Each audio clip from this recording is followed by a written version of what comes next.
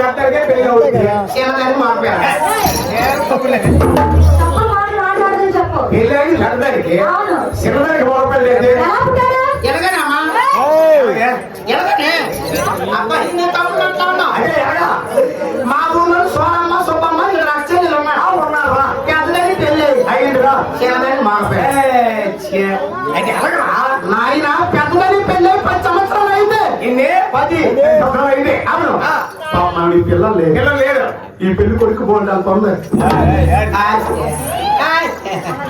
ఈ పెళ్లి కూతురు తల్లిదండ్రులు చిన్నదాంతో కన్నా ఏమని అమ్మ ఓయ్ అక్కడ పెళ్ళి 10 సంవత్సరాలు అయింది. సంవత్సరాలు అయింది. పిల్లలు లేరు. లేరు. బాగుపోతా ఉంది. మరి ఆస్తి. ఆస్తి ఆస్తి ఆస్తి బాగుపోతా పావులు వెళ్ళిపోయా చిన్నదాన్ని ఇచ్చింది ఆడికే ఆడికే ఇప్పుడు దానికి మగపోయినాడు. తమ్ముడు నా వల్ల తప్పు అన్నా తమ్ముడు చెప్పాలి. కుర్రలు నేను కూడా కొంత తప్పుగా అర్థం చేసుకున్నాను. నేను కూడా సారీ చెప్పాలి కదా. ఓకే? సారీ అండి. పాప పిల్లలకి ఇప్పుడు 10 రోజుల నుంచి జ్వరము లేక కలిగిన ఇద్దరు అప్పజన్యులు కలిగిన పిల్లలు జ్వరము ఈ మధ్య జ్వరం వస్తారేనా? జ్వరం అంటే టైఫాయిడా, అది కాదు మలేరియా, అది కాదు చికెన్ గున్యా, అది కాదు వైరల్ ఫీవరా, అది కాదు కరోనా, మరి ఏం జ్వరమా? ఇల్లు జ్వరం రా. ఏం జ్వరమా? డెంగ్యూ ఏంటా జ్వరమా? డెంగ్యూ ఏం జ్వరమా? డెంగ్యూ నీ జ్వరం పేరు కాదు.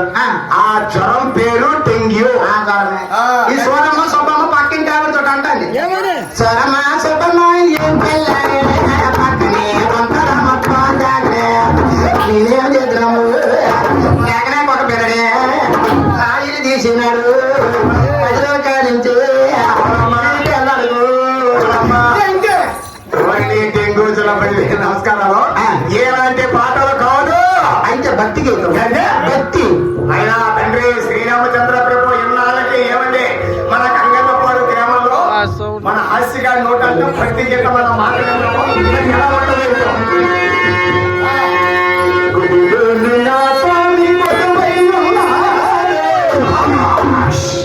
ఇదిరా క్లాస్ కళ్ళు. నా సాల్ ఏ సాగు నువ్వు గ్లాస్ కళ్ళు అంటాను నేను క్లాస్ కళ్ళు క్లాస్ కళ్ళు పాట అంత మంచిది మంచిది.